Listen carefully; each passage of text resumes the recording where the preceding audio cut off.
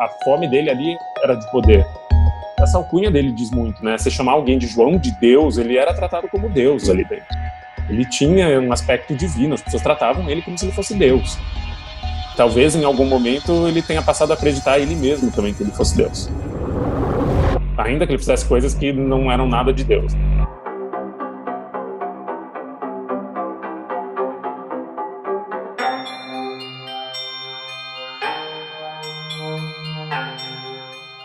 João Teixeira. Após Teixeira ser preso em dezembro de 2018, a polícia encontrou dinheiro escondido em sacos de lixo espalhados pela casa de Dom Inácio de Loyola. Armas e pedras preciosas nas casas de João. As denúncias de assédio sexual cometidos nos 40 anos em que ele trabalhou em Abadiânia chegam a quase 400 vítimas. Ali no fim de 2018 eu tinha acabado de lançar um outro livro de investigação e estava feliz, assim, não queria escrever nada naquele momento, e a editora me convidou a escrever uma biografia de João de Deus, e eu recusei. No começo falei, não, obrigado, não é muito a minha. Daí meu editor, que foi muito esperto, e falou, não, toma uma passagem, vai até Goiânia, de Goiânia você pega um carro e vai até Abadiânia e dá uma olhada lá. E fui e cheguei em Abadiânia um mês depois das denúncias. Depois do programa do Bial, em que vieram a público pela primeira vez essas denúncias de crime sexual, pelo menos para o grande público, né? Até então o Brasil inteiro não sabia. Quando eu cheguei lá e descobri o que era aquele culto, que eu nunca tinha tido contato, assim, eu não tinha noção da dimensão daquilo, eu falei, ferrou, eu preciso contar isso agora, porque estava esfacelando. Conhecido no mundo inteiro como João de Deus, ou como John of God, o líder místico era chamado só de O Curador, em Abadiânia. João chegou à cidade no fim da década de 70, levado pelo então prefeito e por outros políticos. Ele fugia de Anápolis, porque na cidade era acusado de homicídio e de charlatanismo. No fim da década de 70, o padre Antônio Rocha era o homem mais poderoso de Abadiânia. Ele ficava à frente da paróquia de São Pedro e São Paulo. Sua fé católica condenava o misticismo de João Teixeira. Em seus sermões, ele não dizia o nome do inimigo, mas passava seu recado com frases como: quer ir lá buscar a cura fácil? Vá, mas a cura fácil não é de Deus. Padre Antônio conseguiu pressionar os políticos da cidade a ponto de João ser expulso. Ele, que atendia numa casa no centro, foi levado para uma chacraema, do outro lado da rodovia, um lugar que era conhecido como Pau Torto, porque não havia nada ali além da vegetação retorcida do cerrado. Foi lá que ele construiu a casa de Dom Inácio de Loyola. Eu fiquei arrebatado, assim, porque não fazia sentido nenhum. Eu cheguei lá e era um rasgo na lógica, aquele lugar. Abadiânia é uma cidade bem bagunçada, as ruas não eram todas calçadas, as casas eram caiadas, não eram casas pintadas a tinta. Achei horrível. Eu achei ali um lugar abençoado, um lugar iluminado, um lugar maravilhoso, porque era a promessa de cura. Só que daí eu cheguei lá e tinha um bairro de um lado da rodovia que era muito rico, era de uma pujança. Ainda tinha 100 hotéis, tinha centro de massagem, tinha gringo de todo lugar do mundo, tinha cristal sendo vendido por $5.000, todo mundo vestindo branco. Pareciam abduzidas, todas elas andando assim pela cidade, com aquelas calças, tudo branco, porque eles indicam isso, o branco, né? Você vê gente do mundo inteiro, você vê gente pobre, era realmente um grupo muito, muito diverso. Muitas histórias de superação, eu superei uma doença, eu superei isso, eu superei câncer, minha mãe, dificuldades com isso, com aquilo, todo tipo de dificuldade, né? E depois saíam e iam para um lugar que chama Frutes. O Frutes era o grande centro ali, social de Abadiânia, que é uma lanchonete orgânica, que serve açaí. Eu almocei nesse restaurante natural, que era super legal. Claro, porque restaurante natural super combina, né? A realidade de Abadiânia é, sei lá, um PF, um prato feito ali de R$5 do outro lado. No Frutos as pessoas estão comendo linhaça orgânica com suco verde.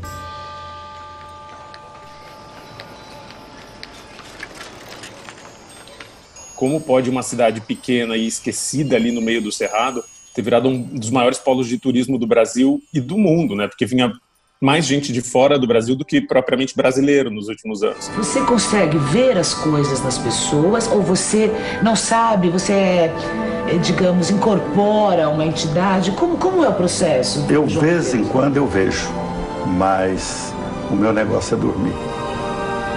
Como? Dormir. Por quê? Ué, porque na hora que aproxima, eu faço é dormir. E você não se lembra de nada? É o que eu tinha vontade. Você já pensou eu ficar sabendo da sua vida, eu ficar na minha mão?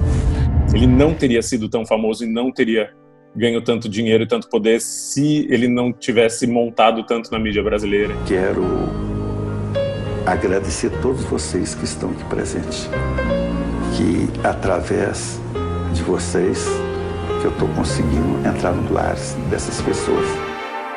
Ele sempre soube que era muito importante ter gente famosa do lado dele. Assim. Ele sempre gostou muito da fama. Ele sempre foi um homem muito ávido por fama. Quanto mais pessoas vão, mais as pessoas que não foram acham que é verdade. E quanto mais celebridades vão porque acham que então é verdade. É como se a quantidade provasse o fato. O João tinha uma coisa, ele não gostava de pobre.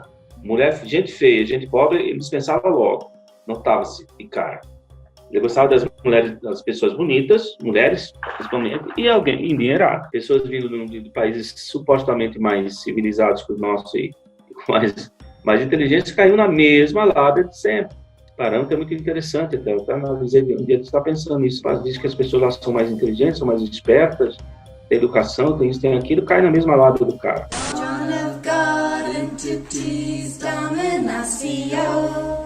Thank you so for healing us in body, mind and soul. Dressed in white today, to the casa off we go. Oops, I have black panties on, hope the entities don't know. Isso não se trata de um fenômeno brasileiro. A gente vai ter turistas vindos do mundo inteiro para passar com o João de Deus, porque isso é da ordem do humano, né? Se ele não tivesse esses humanos aí propensos a se aderirem a uma seita, não teria por que viajar fora do Brasil, seria um fenômeno local. Longe disso, é um fenômeno humano. Gail Thackeray. Gail começou sua carreira com o nome artístico Gail Harris, posando nua para tabloides ingleses. Aos 40 e poucos anos, Thackeray se espiritualizou, começou a meditar e ouviu falar de John of God, o curandeiro brasileiro.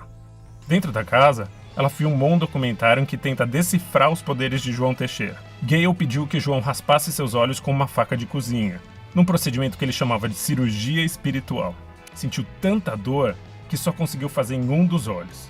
Era agonia pura, Gail contou para a câmera, com os olhos cobertos por algodão e os algodões cobertos por óculos escuros da Versace.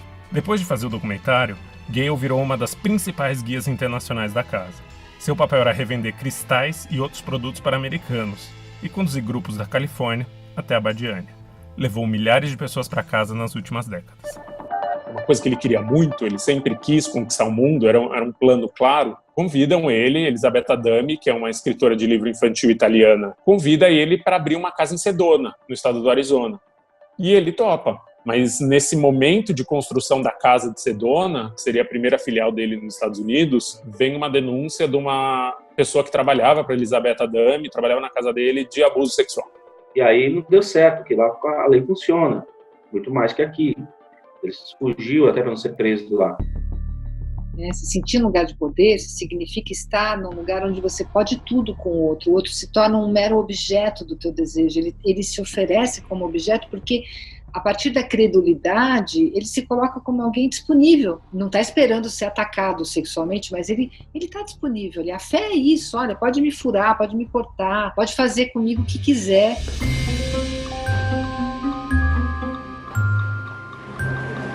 Pode carregar. O meu pai, em 2006, ele descobriu que ele estava com tumor cerebral. Então, quando meu pai começou a ler sobre os milagres de João de Deus, ele imediatamente quis ir a Badiânia. E nós chegamos em agosto de 2006. Então, eu lembro que era por volta de umas 7 horas da manhã. Eu já estava lá na corrente de orações. Eu estava ali, de olhos fechados. Eu senti alguém colocar a mão no meu ombro. Quando eu abri os olhos, era o médium. E ele sinalizou para que eu fosse até a sala com ele. Eu fui. Ele, João de Deus, o novo Chico Xavier, todo poderoso mesmo, eu fui. Quando eu cheguei na sala dele, ele trancou a porta com a chave. Eu fiquei muito desconfortável ali, quando ele trancou. E ele falou que ele ia fazer um trabalho espiritual para o meu pai. Como se fosse um passe, né? Ele me colocou de costas. Primeiro colocou a mão nas minhas costas, cabeças, né, nas costas. Aí colocou a mão na minha bunda, e mão pra frente, mão pra trás. Tô sentindo ele colocar a mão nos meus seios também. Eu fiquei gelada. Eu não consegui entender direito o que estava acontecendo. E quando eu virei, porque eu estava muito incomodada, eu virei para olhar o que estava acontecendo. O médium já estava com as calças abertas e com o órgão ereto. Ele sentou naquela poltrona alta, ele pegou a minha mão e colocou no órgão dele. Ficou um masturbaço. E eu lembro que eu tremia. Enquanto eu tremia, aquele homem fazia prece de Cáritas.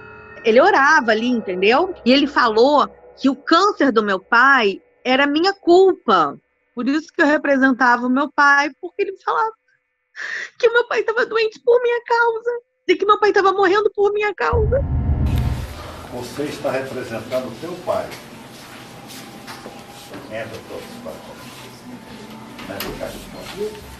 e faça uma oração aqui para mim. E ele falou para mim que ele ia curar o meu pai, mas que eu teria que ir muitas vezes à sala dele. E eu lembro perguntando quantas vezes. E ele falou 21.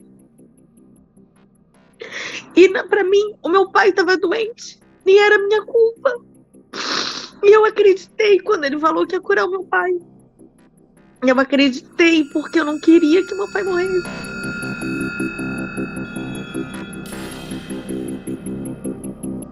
Chegamos a um momento em que eu comecei a sacar tudo, descobrir tudo como funcionava, entender todo o processo da casa e comecei a achar aquilo extremamente ruim. Você sabe que eu quero você na minha corrente. O senhor tem de olhar sua filha e tem de olhar você. Pode sentar na corrente. Eu rompi no dia que a minha esposa falou que tinha sido assediada por ele, né? 2 vezes ela tinha sido assediada, ele dizendo que queria me curar, mas tinha que ter uma relação com ela. Aí ela me contou, uma noite lá, foi numa sexta-feira, no sábado eu embarquei e fui embora. Deixei tudo para trás. Então as pessoas da casa do Inácio, os voluntários, todos sabiam que eu estava lá dentro da sala com ele. Quando eu entrei nessa enfermaria, eu contei para a enfermeira o que tinha acontecido. Mas eu estava muito nervosa, eu estava me sentindo assim, usada, eu estava com nojo. E ela falava assim, fica quieta, perdoa.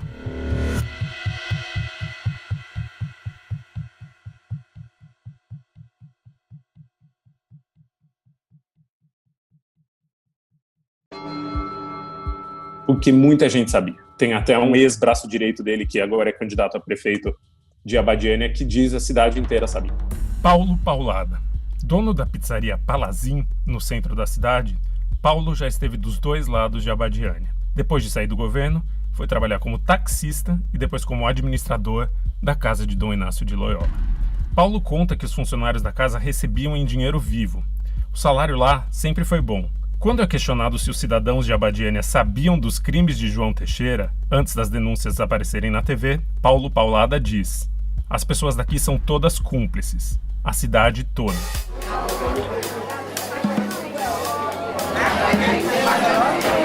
Outras pessoas exploravam as questões das caravanas. As caravanas você pagava determinado valor para ir até Abadiânia.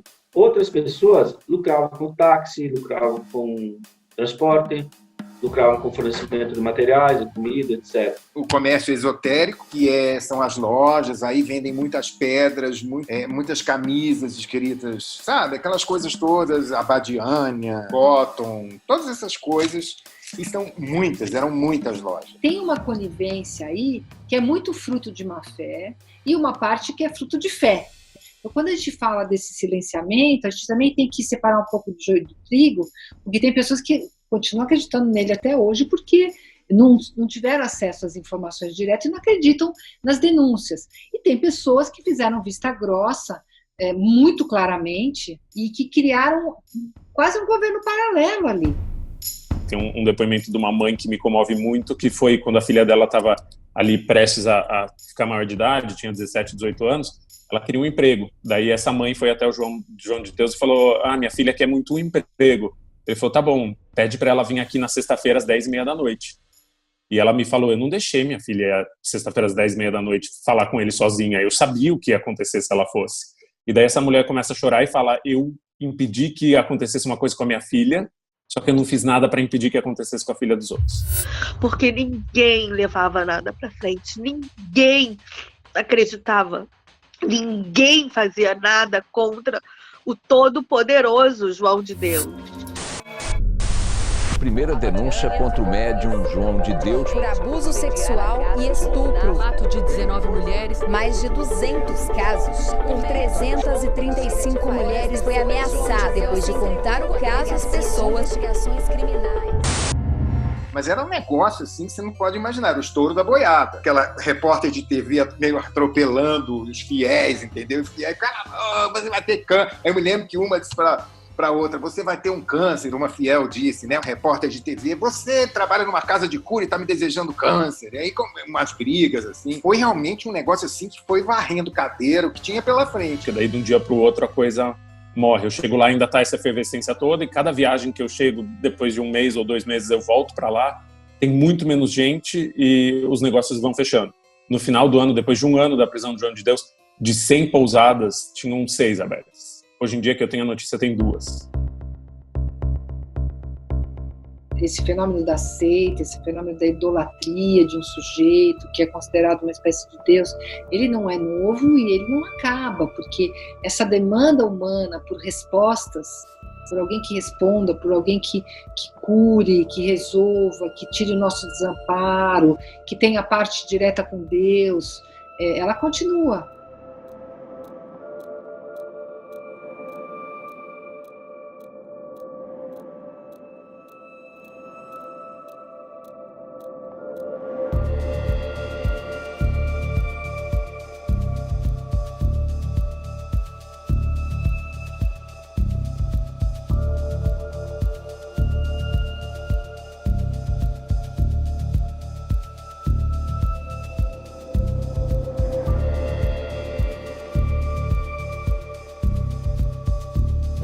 Médico dos médicos.